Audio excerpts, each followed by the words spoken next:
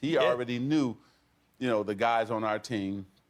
And you were impressed by that? I was very impressed with that. And the fact that he knew that he could fit into this young core that we had. And so we just started a dialogue, and before we knew it, 2 hours had passed already, but it was a lot of Laker expectations and offense, defense, how he likes to play.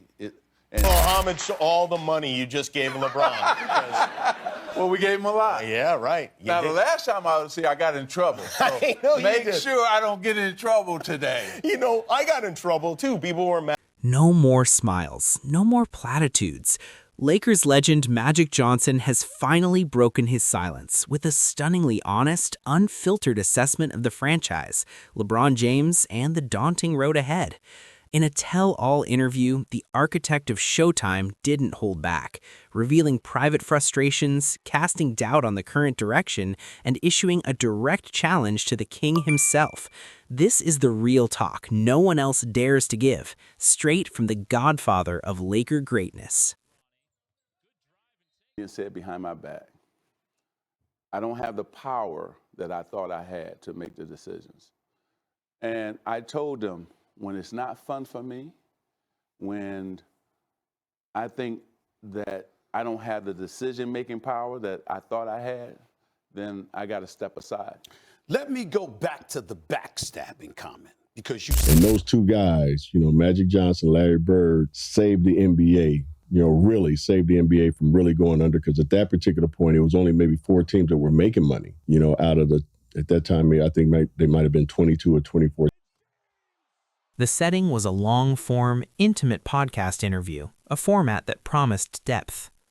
The host, expecting nostalgic stories, instead got a jarring dose of present-day reality from Earvin Magic Johnson. When asked about the state of the Lakers, the ever-genial smile faded, replaced by a weary, serious demeanor. "It's time for some real talk," Magic began, leaning in. "I love LeBron. I respect him tremendously. He delivered a championship to Los Angeles, and we will forever be grateful. But gratitude can't be the only thing driving the bus. Right now, looking at this team, I don't see a blueprint.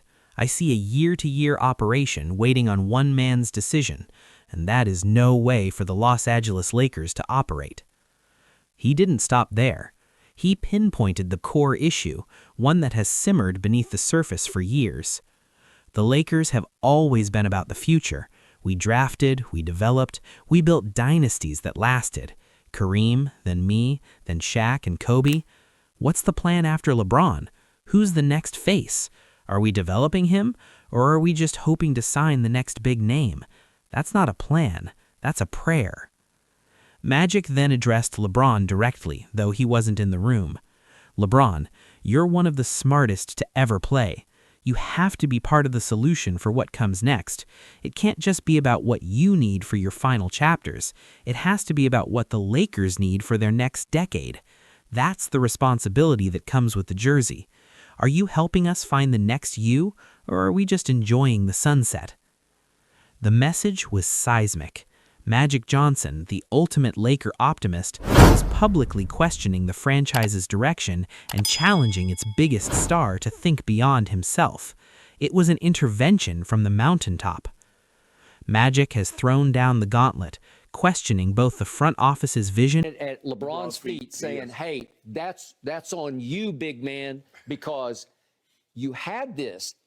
And then the fallout from it that he points out is that you had a chance. If you go DeRozan free agent, you have a chance to keep your role players. You could keep Caruso and you could keep KCP. And he said those guys who are our best defenders, they left, and that's why we were a bad defensive team. He's doing it in the past tense, like they're done for this year. Yeah, well, they are. The thing that hurt the Lakers the most was losing KCP. Yep. And then we're watching the other guy for Oklahoma City right now, and Caruso. Yes. Mm-hmm. They were our best on-ball defenders. And I told Magic Johnson's real talk detonated across the Lakers ecosystem like a grenade in a silent room. The fallout was immediate, multifaceted, and exposed the delicate, often fragile power dynamics within the franchise.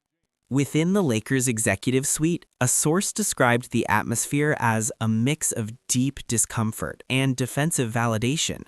General Manager Rob Pelinka and the basketball operations staff were stung by the public critique of their year-to-year operation, seeing it as an unfair dismissal of the complexities of managing a superstar in the modern NBA and the pressure to maximize a closing championship window. Yet, among some younger staffers, there was a sense of grim validation. Magic had given voice to the private anxiety they felt about a future with no clear succession plan, a concern often overruled by the urgency of the present.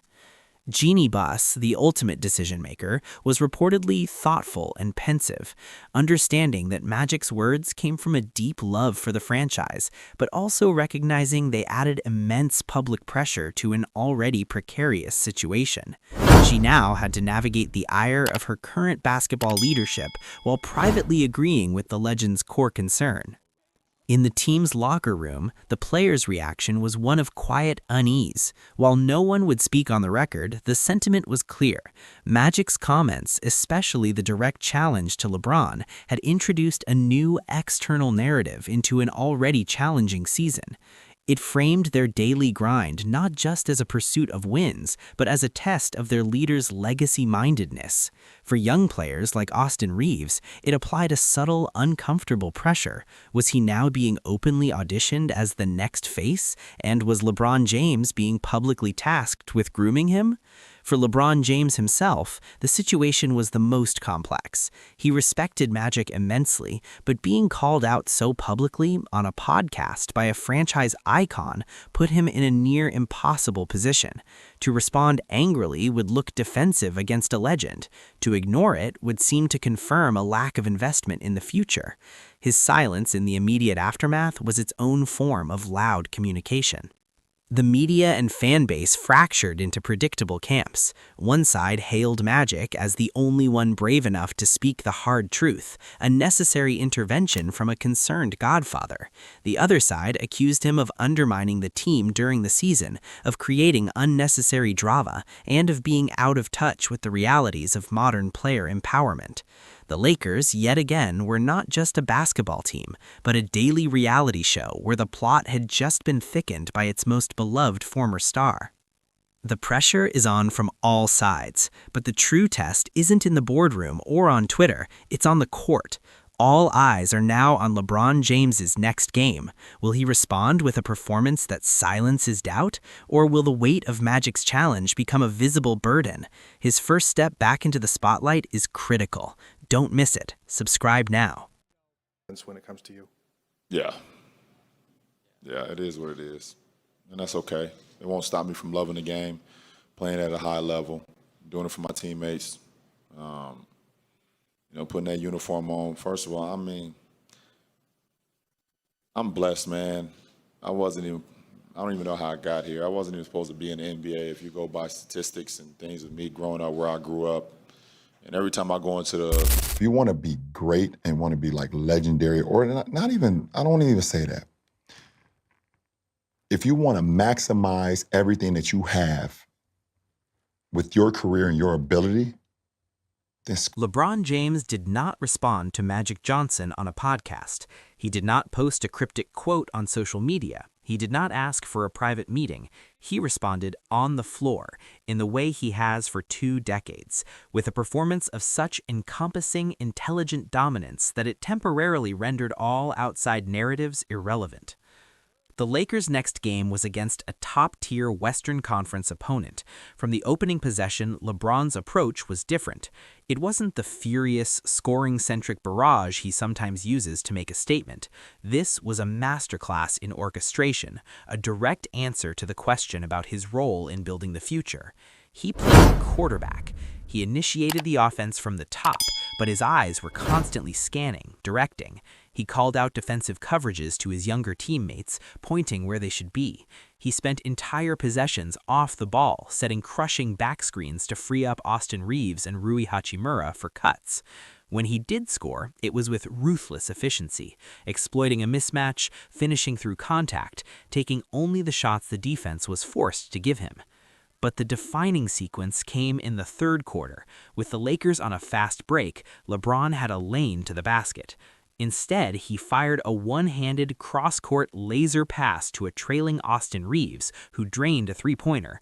As they ran back on defense, cameras clearly caught LeBron pulling Reeves close, not yelling, but calmly explaining the read he had made that led to the pass, why he drew two defenders, why Reeves was the open man. It was an in-game teaching moment, broadcast to millions. He was demonstrating in real time the helping us find the next you mentality Magic had called for. The Lakers won convincingly. In the post-game press conference, LeBron was asked directly about Magic's comments.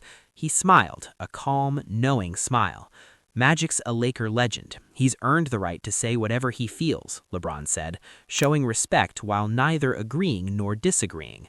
My job, our job in this locker room isn't to talk about the future. It's to build it every day by how we work and how we play. I'm here to play winning basketball and help my teammates be great. That's the only blueprint I've ever followed. It was a flawless, poised retort. He acknowledged Magic's stature without engaging in the critique. He reframed the blueprint conversation from a front office construction project to a daily on-court ethos of winning and player development. He presented himself not as an obstacle to the future, but as its most active, present-day builder. He answered the challenge not watch very closely what we did with the end of Kobe's career. And you have to keep in mind, Kobe gave us the best gift because he told us in November of that season, this is going to be my last year. So we had all that time to prepare. And, Kobe was very thoughtful, how he wanted to make the announcement, how he wanted the game that after my father passed away in 2013, he invited me to have lunch. And I met him down in Orange. In the wake of Magic Johnson's public intervention and LeBron James's polished on-court response, the spotlight now turned with white-hot intensity to the one person whose ultimate responsibility it was to steer the ship, owner Jeanie Buss. She understood that Magic's comments, while uncomfortable, were not an attack, but a desperate plea from a legend to protect the franchise's soul. She could no longer manage the LeBron era on a year-to-year basis. She needed to architect its conclusion and the subsequent rebirth. Sources indicate Buss initiated a series of confidential, high-level meetings, but with a critical shift in focus. These were not about immediate roster moves for this season. They were strategic sessions about the 2026 offseason and beyond. Her mandate to Rob Pelinka and her advisors was clear: develop two parallel, concrete pathways. Pathway A, the LeBron-centric bridge. This plan assumed LeBron would accept a final, lucrative 1 or 2 year contract to close his career. The basketball directive here was not to go all in with future crippling trades, but to make smart, short-term upgrades that kept the team competitive, while aggressively scouting and positioning assets to acquire the next young franchise cornerstone, aged 23 to 26, to pair with Austin Reeves. LeBron's role in this scenario would be formally transitioned to include an explicit mentorship mandate for that future star, with the organization leveraging his final years as a bridge to the next era, not a dead end. Pathway B, the clean break reset. This was the contingency plan should LeBron choose to leave or retire. It involved a detailed financial model for life after his massive salary and a bold, aggressive trade strategy focused on packaging future draft assets, their own and ones acquired in other deals, to land a disgruntled young superstar the moment LeBron's departure created the cap space and the roster need. The goal was to avoid a single season of purposelessness. The transition from LeBron to next star had to be as seamless as the brutal realities of the NBA would allow. Buss's masterstroke, however, was in communication. She did not leak these plans. Instead, she personally reached out to Magic Johnson. In a private conversation, she thanked him for his passion, acknowledged the validity of his concerns, and, without revealing specifics, assured him that a detailed, long-term strategic plan was not only in place, but was the organization's sole focus behind the scenes. She enlisted him not as a critic, but as a confidential sounding board, respecting his legacy while reestablishing her control over the process. By doing this, Jeanie Buss accomplished 3 things. She neutralized Magic as I hope, and I hope dearly, people have not forgot about Derrick Rose. One of the most explosive players that I've ever played, one of the most competitive players I ever played. Injuries suck. They really do. And he's one of those examples. We have a lot of examples in our sport, obviously, over the years, since this game has been introduced. And but the battles that I had, like, it was the start of the 4th. The game was basically over, and I went and played good minutes. And someone sent me a picture afterwards, and it was me, Brian, Russ, AD, and Melo, I think. And then you got me out there. Jeanie Buss's strategic planning did not leak, but its effects slowly permeated the Lakers' universe. A subtle, purposeful shift occurred. The franchise's energy was no longer solely tethered to LeBron James's daily whims or this season's win total. There was a discernible, forward-looking pulse. This manifested in subtle but significant ways. The player development program for younger talents like Reeves, Hachimura, and rookie Maxwell Lewis received increased resources and focus with a clear mandate to expand their roles. Trade rumors began to circulate, not about a 3rd star for this run, but about the Lakers' interest in accumulating future assets and their keen scouting of other teams' young, disgruntled talent. The messaging, both public and private, evolved. The talk was of sustained success, building the next great Lakers team, and honoring our present while protecting our future. For LeBron James, this created a new and perhaps liberating reality. The burden of carrying the entire franchise's present and future on his 39-year-old shoulders was being institutionally lifted. He could see the machinery beginning to turn for the next era. His response was to lean into the role Buss's Pathway A envisioned, the bridge. He became more vocal in mentoring, more deliberate in his on-court pedagogy. His greatness was now being channeled not just toward winning to white, but toward imprinting a standard of professionalism and intelligence on the players who would inherit the kingdom. Magic Johnson, appeased by his private consultation with Buss and seeing the tangible shifts, returned to his role as supportive legend. His public comments turned toward optimism about the young core and praise of LeBron's leadership, effectively closing the loop on his earlier intervention. The crisis had become a catalyst. The 2025-26 season thus became a season of dual consciousness, a celebration of LeBron's legendary present and a deliberate incubation for the future. They might not win the championship, but they were no longer adrift. When LeBron's final game as a Laker eventually arrived, whether in 2026 or 2027, it would not be a cliffhanger followed by chaos. It would be a majestic, planned sunset, followed by a purposeful sunrise. The year-to-year operation was over. Magic Johnson's honest take was not a critique that broke the Lakers. It was a mirror that forced them to look at a future they were afraid to face. Jeanie Buss, acting decisively, transformed that moment of public anxiety into an opportunity for institutional rebirth.